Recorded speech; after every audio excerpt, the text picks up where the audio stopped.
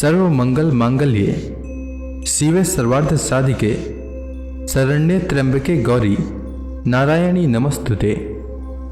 हे नारायणी, तुम सब प्रकार का मंगल प्रदान करने वाली मंगलमयी हो, कल्याणदायिनी शिवा हो, सब पुरुषार्थों को सिद्ध करने वाली हो, शरणागत वत्सला, तीन नेत्रों वाली एवं गौरी हो। हे नारायणी, तुम्हें नमस्कार है।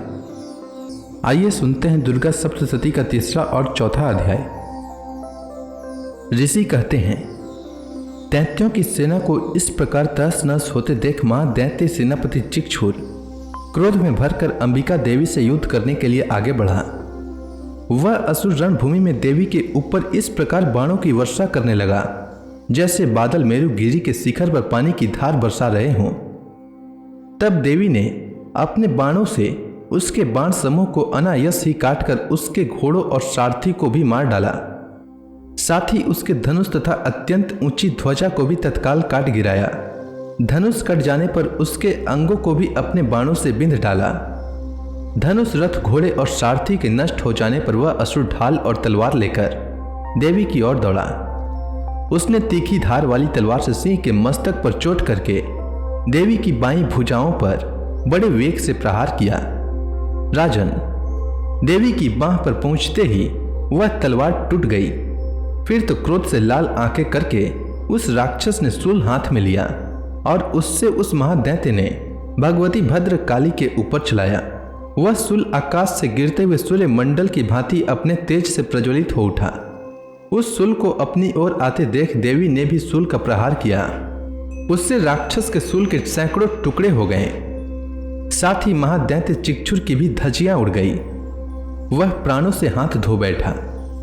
महिषासुर के सेनापति उस महापराक्रमी चिक्षुर के मारे जाने पर देवताओं को पीड़ा देने वाला चामर हाथी पर चढ़कर आया। उसने भी देवी के ऊपर शक्ति का प्रहार किया, किंतु जगदम्बा ने उसे अपने हुंकार से आहत एवं निष्प्रभाव करके तत्काल पृथ्वी पर गिरा दिया। शक्ति टूटकर गिरी हुई देख चामर को बड़ा क्रोध हुआ। अब उसने शूल चलाया, किंतु देवी ने उसे भी अपने बाणों से काट डाला। इतने में ही देवी का सिंह उछलकर हाथी के मस्तक पर चढ़ बैठा और उस दैत्य के साथ खूब जोर लगाकर बाहु युद्ध करने लगा। वे दोनों लड़ते लड़ते हाथी से पृथ्वी पर आ गिरे और अत्यंत क्रोधित होकर एक दूसरे पर बड़े भयंकर प्रहार करते हुए लड़ने लगे। तदंतर सिंह बड़े वेग से आकाश की ओर उछला और उधर से गिरते समय उसने पंजों की मार से चामर का सिर धड़ से अलग कर दिया। इसी प्रकार उदग्र भी शिला और वृक्ष आदि की मार खाकर रणभूमि में देवी के हाथों से मारा गया तथा कराल भी दांतों, मुक्कों और थप्पड़ों की चोट से धराशायी हो गया। क्रोध में भरी हुई देवी ने गदा की चोट से उद्दत का कचुम्बर निकाल दिया। भिंदी पाल से वास्कल को तथा बाणों से ताम्र और अंधक को मौत के घाट उतार दिया। तीन नेत्रों वाली परमेश्वरी ने त्रिशूल से उग्रा से उग्रवीर्य तथा महाहनु नामक दैत्यों को मार डाला। तलवार की चोट से विडाल के मस्तक को धड़ से काट गिराया। दुर्धर और दुर्मुख इन दोनों को भी अपने बाणों से यमलोक भेज दिया। इस प्रकार अपनी सेना का संहार होता देख महिषासुर ने भैंसे का रूप धारण करके देवी के गणों को त्रास देना आरंभ किया। किन्हीं को थुथुनों से मारकर, किन्हीं के ऊपर खूरों का प्रहार करके, किन्हीं किन्हीं को पूंछ से चोट पहुंचाकर, कुछ को सिंहों से विदीर्ण करके, कुछ गणों को वेग से, किन्हीं को सिंह नाद से, कुछ को चक्कर देकर और कितनों को निश्वास वायु के झोंकों से धराशायी कर दिया। इस प्रकार गणों की सेना को गिराकर वह असुर महादेवी के सिंह को मारने के लिए झपटा। इससे जगदम्बा को बड़ा क्रोध हुआ। उधर पराक्रमी महिषासुर भी क्रोधित होकर धरती को खूरों से खोदने लगा तथा अपने सिंगों से ऊंचे ऊंचे पर्वतों को उखाड़कर फेंकने लगा और गरजने लगा। उसके वेग से चक्कर देने के कारण पृथ्वी शुद्ध होकर फटने लगी। उसकी पूंछ से टकराकर समुद्र सब ओर से पृथ्वी को डुबोने लगा। हिलते हुए सिंहों के आघात से विदीर्ण होकर बादलों के टुकड़े टुकड़े हो गए। उसके श्वास की प्रचंड वायु के वेग से उड़े हुए सैकड़ों पर्वत आकाश से गिरने लगे। इस प्रकार क्रोध से भरे हुए उस महादैत्य को अपनी ओर आते देख चंडिका ने उसका वध करने के लिए महान क्रोध किया। उन्होंने पास फेंक कर उस महान असुर को बांध लिया। उस महासंग्राम में बंध जाने पर उसने भैंसे का रूप त्याग दिया और तत्काल सिंह के रूप में वह प्रकट हो गया। उस अवस्था में जगदम्बा ज्यों ही उसका मस्तक काटने के लिए उद्यत हुई, त्यों ही वह खंगधारी पुरुष के रूप में दिखाई देने लगा। तब देवी ने तुरंत ही बाणों की वर्षा करके ढाल और तलवार के साथ उस पुरुष को भी बिंध डाला। इतने में ही वह महान गजराज के रूप में परिणत हो गया तथा अपनी सूंड से देवी के विशाल सिंह को खींचने और गरजने लगा। खींचते समय देवी ने तलवार से उसकी सूंड काट डाली। तब उस महादैत्य ने पुनः भैंसे का शरीर धारण कर लिया और पहले की भांति चराचर प्राणियों सहित तीनों लोकों को व्याकुल करने लगा। तब क्रोध में भरी हुई जगन माता चंडिका बारंबार उत्तम मधु का पान करने और लाल आंखें करके हंसने लगी। उधर वह बल और पराक्रम के मद में उन्मत्त हुआ राक्षस गरजने लगा और अपने सिंगों से चंडी के ऊपर पर्वतों को फेंकने लगा। उस समय देवी अपने बाणों के समूहों से उसके फेंके हुए पर्वतों को चूर्ण करती हुई बोली। बोलते समय उनका मुख मधु के मद से लाल हो रहा था और वाणी लड़खड़ा रही थी। देवी ने कहा, अरे मूढ़, मैं जब तक मधु पीती हूं तब तक तू क्षण भर के लिए गरज ले। मेरे हाथों से तेरी मृत्यु हो जाने पर अब शीघ्र ही देवता भी गर्जना करेंगे। ऋषि कहते हैं, यों कहकर देवी उछली और उस महादैत्य के ऊपर चढ़ गई। फिर अपने पैर से उसे दबाकर उन्होंने शूल से उसके कंठ में आघात किया। उनके पैर से दबे होने पर भी महिषासुर अपने मुख से दूसरे रूप में बाहर होने लगा। अभी आधे शरीर से ही वह बाहर निकलने पाया था कि देवी ने अपने प्रभाव से उसे रोक दिया। आधा निकला होने पर भी वह महादैत्य देवी से युद्ध करने लगा। तब देवी ने बहुत बड़ी तलवार से उसका मस्तक काट गिराया। फिर तो हाहाकार करती हुई दैत्यों की सारी सेना भाग गई तथा संपूर्ण देवता अत्यंत प्रसन्न हो गए। देवताओं ने दिव्य महर्षियों के साथ दुर्गा देवी का स्तवन किया। गंधर्व राज गाने लगे तथा अप्सराएं नृत्य करने लगीं। इस प्रकार से मार्कंडे पुराण में सावर्णिक मनवंतर की कथा के अंतर्गत देवी महात्म्य का महिषासुर वध नामक तीसरा अध्याय पूरा हुआ। अब आइए श्रवण करते हैं दुर्गा सप्तशती का चौथा अध्याय। ऋषि कहते हैं, अत्यंत पराक्रमी दुरात्मा महिषासुर तथा उसकी दैत्य सेना के देवी के हाथों मारे जाने पर इंद्र आदि देवता प्रणाम करने के लिए गर्दन तथा कंधे झुकाकर उन भगवती देवी का उत्तम वचनों द्वारा स्तवन करने लगे। उस समय उनके सुंदर अंगों में अत्यंत हर्ष के कारण रोमांच छुआया था। देवता बोले, संपूर्ण देवताओं की शक्ति का समुदाय ही जिनका स्वरूप है तथा जिन देवी ने अपनी शक्ति से संपूर्ण जगत को व्याप्त कर रखा है, समस्त देवताओं और महर्षियों की पूजनिया उन जगदम्बा को हम भक्ति पूर्वक नमस्कार करते हैं। वे हम लोगों का कल्याण करें। जिनके अनुपम प्रभाव और बल का वर्णन करने में भगवान शेषनाग, ब्रह्मा जी तथा महादेव जी भी समर्थ नहीं हैं, वे भगवती चंडी का संपूर्ण जगत का पालन एवं अशुभ भय का नाश करने का विचार करें। जो पुण्यात्माओं के घर में स्वयं ही लक्ष्मी रूप से, पापियों के यहाँ दरिद्रता रूप से, शुद्ध अंतःकरण वाले पुरुषों के हृदय में बुद्धि रूप से, सत्य पुरुषों में श्रद्धा रूप से तथा कुलीन मनुष्य में लज्जा रूप से निवास करती हैं, उन आप भगवती दुर्गा को हम नमस्कार करते हैं। हे देवी, आप संपूर्ण विश्व का पालन करें। हे देवी, आपके इस अचिंत्य रूप का, असुरों का नाश करने वाले भारी पराक्रम का तथा समस्त देवताओं और दैत्यों के समक्ष युद्ध में प्रकट किए हुए आपके अद्भुत चरित्रों का हम किस प्रकार वर्णन करें। आप संपूर्ण जगत की उत्पत्ति में कारण हैं। आप में सतत्व गुण, रजोगुण और तमोगुण, ये तीनों गुण मौजूद हैं, तो भी दोषों के साथ आपका संसर्ग नहीं जान पड़ता। भगवान विष्णु और महादेव जी आदि देवता भी आपका पार नहीं पाते। आप ही सबका आश्रय हैं।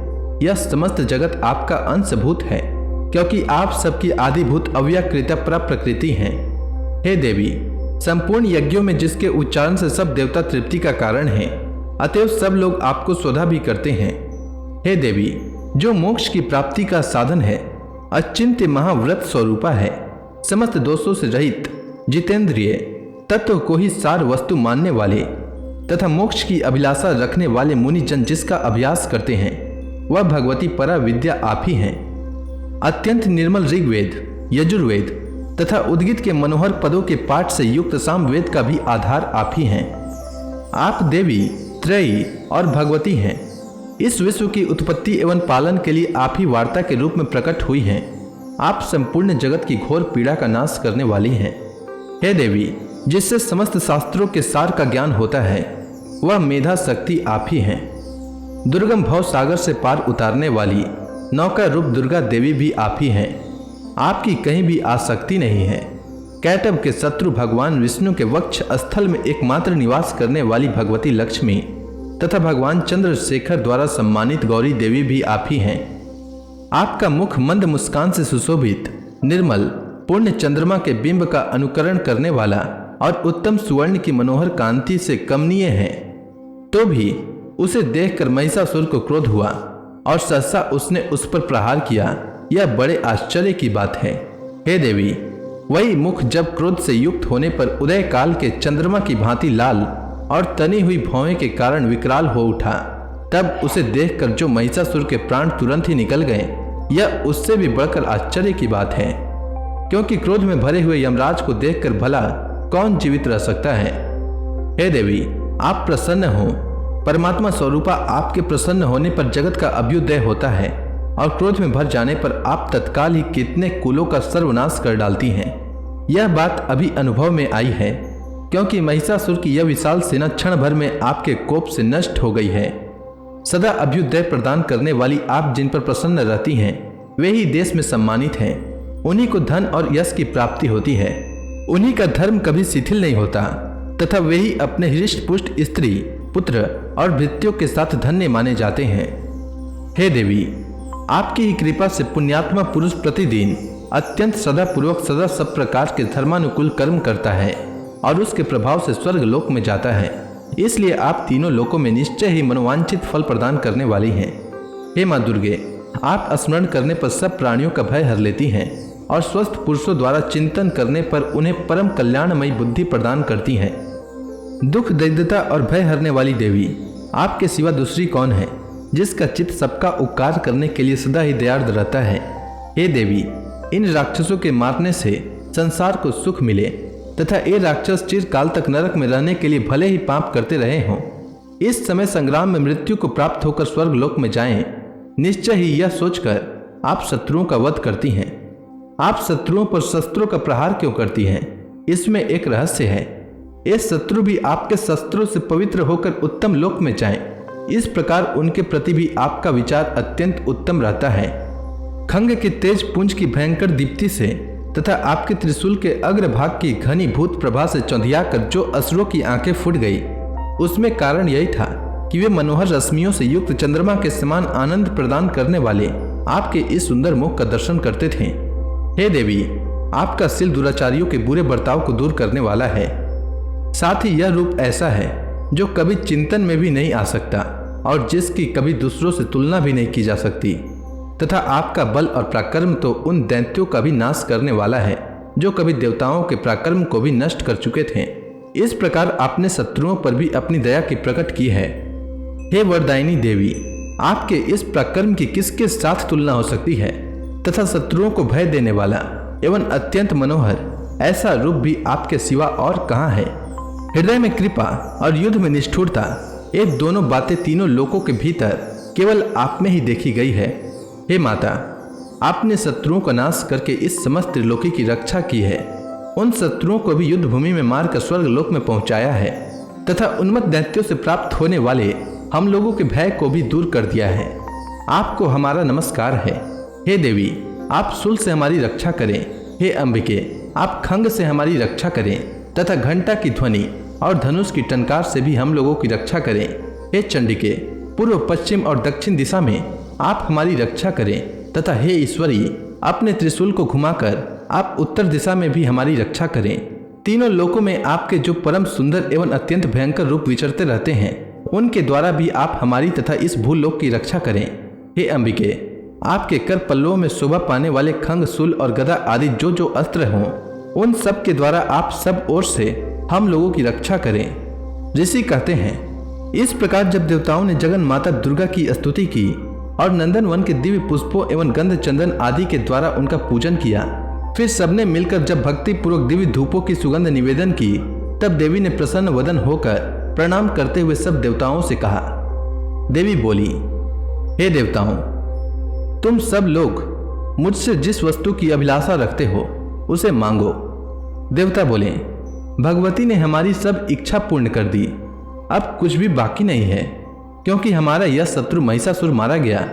हे महेश्वरी, इतने पर भी यदि आप हमें और वर देना चाहती हैं तो हम जब जब आपका स्मरण करें तब तब आप दर्शन देकर हम लोगों की महान संकट दूर कर दिया करें तथा प्रसन्न मुखी अंबिके जो मनुष्य इन स्तोत्रों द्वारा आपकी स्तुति करें उसे वित्त, समृद्धि और वैभव देने के साथ ही उसकी धन और स्त्री आदि संपत्ति को भी बढ़ाने के लिए आप सदा हम पर प्रसन्न रहें। ऋषि कहते हैं, हे राजन, देवताओं ने जब अपने तथा जगत के कल्याण के लिए भद्रकाली देवी को इस प्रकार प्रसन्न किया तब वे तथा अस्तु कहकर वहीं अंतर्ध्यान हो गई।